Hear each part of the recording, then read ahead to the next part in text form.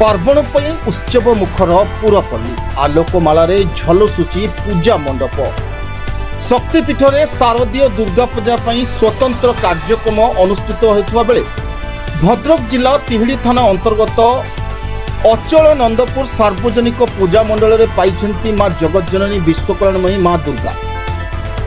चलचंचल आज नंदपुर मां शक्तिपीठ आकर्षणीय तोरण सांगकू आलोकमाल झलसुची शक्ति स्वरूपिणी मां दुर्गा पीठ केउठी से अष्टभुजा तो केउठी पुणी कात्यायनी से अभय वरदायिनी आज को 78 वर्ष धरी पूजा पाउछंती मां जगज्जननी दुर्गा।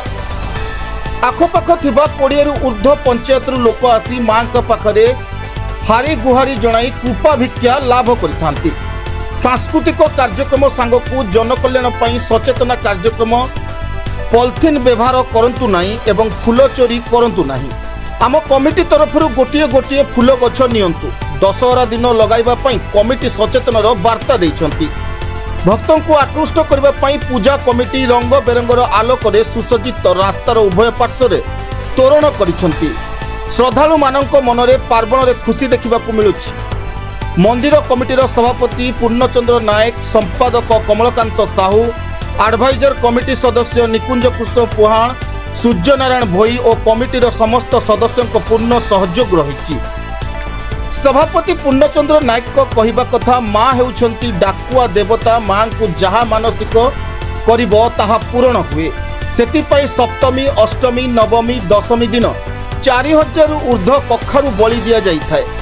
श्री कमलाकांत साहू, संपादक अचक नंदपुर बाजार सार्वजनिक दुर्गा पूजा कमिटी।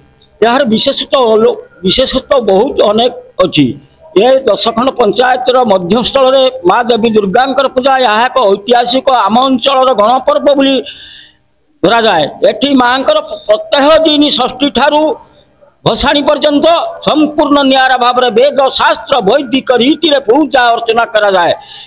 सबु पूजा मंडप नाच गीत मौज मजलिसी नग्न चलचित्र प्रकाश कर आम पूजा कमिटी प्रतिवर्ष पर जनहितकर कार्यक्रम एथरका पूजा कमिटी जनहितकर कार्य नहीं पॉलिथिन व्यवहार करूँ नहीं, पॉलिथिन भोग आणु नहीं, परिवेश को सुरक्षा दिंतु, परिवेश को सुस्थ रखु, निजे सुस्थ रुहतु, सुरक्षित रुहतु। एत व्यतीत फूल चूरुणी, फूल चोर मानू पांचिया चोर, प्रात ब्राह्मण चोर, आउ गोटे चोर अच्छी बिकलिया चोर, पढ़ फूल चोर, एम पूजा कमिटी निवेदन पूजा कमिटी तरफ गोटे गोटे फूल गछ नियंतु, दशहरा दिन बाड़ी बगीचार लगातु। एति मो जगज्जननी कल्याणी विश्वमयी दुर्गा दुर्गांकर।